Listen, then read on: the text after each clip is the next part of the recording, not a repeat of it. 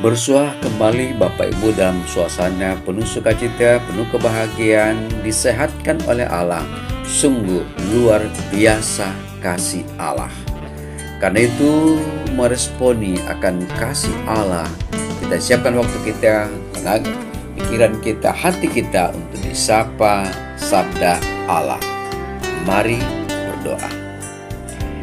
Di hari ini, pagi ini, awal kita kami selain mengucap syukur kepadamu, pula kami rindu untuk disapa sabda Allah. Bersabdalah, kami telah sedia mendengar sabdamu. Dalam nama Tuhan Yesus kami berdoa. Amin. Saudara-saudara yang kekasih dalam Tuhan, Artos edisi Kamis 21 Oktober 2021, bacaan dari 2 Raja-Raja pasal 20 ayat 12 sampai 21, Hizkia dan para utusan dari Babel.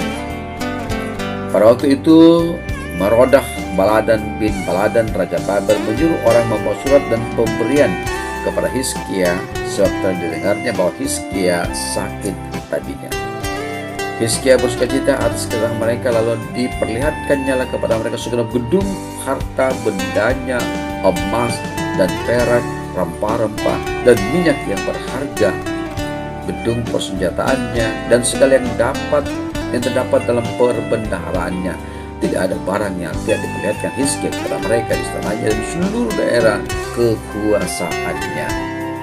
Kemudian datanglah Nabi Yesaya kepada Raja Hizkia dan bertanya kepadanya, apakah yang telah dilakukan orang-orang ini dan dari manakah mereka datang? Jawab Hizkia, mereka datang dari negeri yang jauh dari Babel. Lalu tanyanya lagi, apakah yang telah dilihat mereka di istanamu? Jawab Hizkia, semua yang ada di istanaku telah mereka lihat, tidak ada barang yang tidak kuperlihatkan kepada mereka di perbendaharaanku. Lalu saya berkata kepada Hizkia, dengarkanlah firman Tuhan. Sesungguhnya suatu bangsa akan datang, bahwa segala yang ada dalam istanamu dan yang disimpan oleh nenek moyangmu sampai hari ini akan diangkut ke Babel. Tidak ada barang yang akan ditinggalkan, demikianlah firman Tuhan. Dan dari keturunanmu yang akan kau peroleh akan diambil orang untuk jadi sida-sida di istana Raja Babel. Hizkia menjawab kepada Yesaya, sungguh baik firman Tuhan yang engkau ucapkan itu, tetapi pikirnya asal ada damai dan keamanan seumur hidupku. Sebelumnya dari riwayat Hizkia, segala kepahlawanannya dan bagaimana ia membuat kolam dan sumber air dan mengalirkan air ke dalam kota, bukankah semuanya itu tertulis dalam kitab sejarah Raja-Raja Yehuda? Kemudian Hizkia mendapat perhentian bersama-sama dengan nenek moyangnya, maka Manasye anaknya menjadi raja menggantikan dia. Demikian sabda Allah. Amin. Bapak Ibu sama-sama Allah kasihi, Raja-Raja Yehuda karena mereka adalah keturunan Raja Daud yang agung, biasanya bersikap lebih baik daripada Raja-Raja Israel. Beberapa Raja Yehuda termasuk Hizkia dan Yosia memimpin gerakan pembaharuan untuk membersihkan praktek penyembahan berhala dari negeri itu dan mengembalikan umat untuk menyembah satu-satunya Allah yang sejati. Berikut baca kita berbicara masalah ketika harta menjadi yang utama. Ketika harta menjadi yang utama. Orang yang biasanya menaruh pengharapannya pada hal-hal yang bernilai kekekalan. Baginya hal-hal yang sementara seperti kekayaan, kesehatan, kepandaian, dan kekuasaan, walaupun penting, bukan hal yang utama. Ia tidak akan menjadikan hal-hal tersebut sebagai alat pengukur kebahagiaan. Sebab kebahagiaan adalah anugerah Tuhan yang membuat seseorang beroleh persekutuan dengannya dan dapat menikmati kebaikannya. Sebagai seorang raja, Hizkia tentu tidak kekurangan apa-apa, bahkan berlimpah dalam segala hal. Kekayaannya pasti signifikan sehingga ia dengan bangga memperlihatkannya kepada para utusan Raja Babel. Sebenarnya apa? Untuk apa Hizkia pamer kekayaan? Sangat mungkin untuk menimbulkan kesan pada Raja Babel bahwa Yehuda berjaya dan rajanya perkasa. atau untuk menunjukkan bahwa Hizkia dapat membayar upeti kepada Babel demi keamanan bangsanya. Tanpa disadari, Hizkia sudah terjebak oleh ukuran dunia tentang jaminan hidup, yaitu kekayaan, kekuasaan, dan hikmat. Padahal peringatan Allah kepada Raja Israel akan godaan kekayaan sudah disampaikan di dalam kitab Ulangan. Itu sebabnya Nabi Yesaya mengingatkan Raja Hizkia bahwa semua kekayaan itu kelak akan diangkut ke Babel, termasuk keturunan Hizkia juga akan ditawan di tanah pembuangan. Respons Hizkia menunjukkan ketidakpekaannya bahwa sikap menggantungkan diri pada kekayaan adalah dosa. Bagi Hizkia, kekayaannya sekarang menjamin hidup damai dan keamanan. Ajaran Tuhan Yesus mengenai hidup adalah cara dahulu kerajaan Allah, maka semua kebutuhan hidup akan ditambahkan kepadamu.